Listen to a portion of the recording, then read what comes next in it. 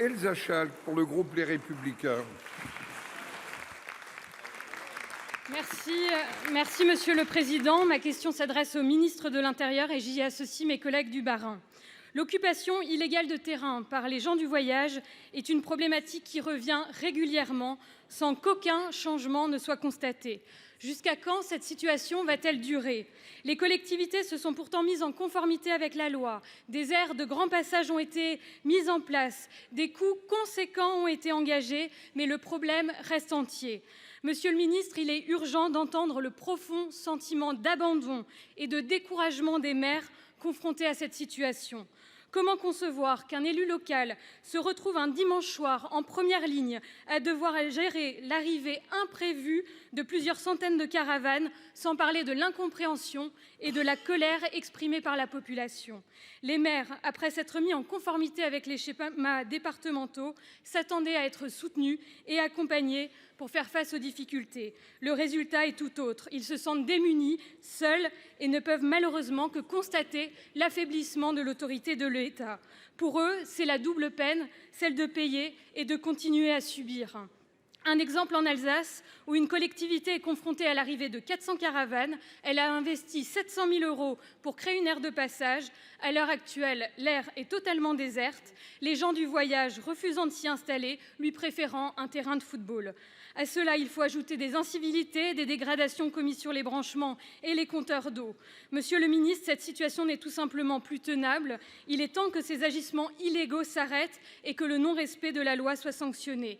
Il est urgent d'adapter les lois Besson, mais également de renforcer le travail de coordination en amont. Monsieur le ministre, les élus locaux ont pris leurs responsabilités en créant des aires. Le Sénat a pris les siennes en votant notamment le texte de notre collègue Patrick Chaize pour faciliter la procédure d'évacuation et durcir les sanctions. Quand allez-vous enfin prendre les vôtres? Pour vous répondre, le ministre délégué Jean-François Carenco. Monsieur le Président, Madame la sénatrice Schalck, le sujet des installations illicites est en effet un sujet fort. Le ministre de l'Intérieur et de l'Outre-mer que je représente aujourd'hui est pleinement mobilisé. D'abord, il nous fallait mieux réprimer.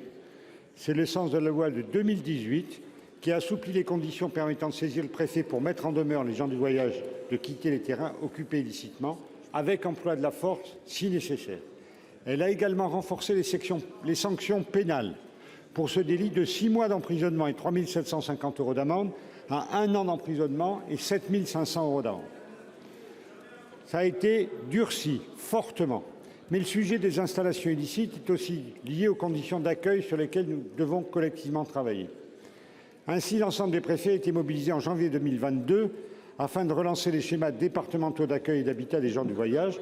Le bilan réalisé montre, et je ne suis pas d'accord avec vous, montre en effet que des efforts demeurent à fournir en la matière. Par ailleurs, je rappelle pour la coordination qu'un référent ministériel gens du voyage a été nommé. Celui-ci est chargé d'entretenir les relations avec les élus et les organisations représentatives et d'intervenir sur les difficultés signalées. Enfin, une circulaire a été prise le 24 avril 2023, c'est assez récent, adressée au préfet sur la gestion des grands passages estivaux. Un courrier a été envoyé à l'ensemble des responsables d'associations des gens du voyage afin de leur rappeler les grands principes. Information préalable, répartition des demandes dans le temps et dans l'espace, vigilance quant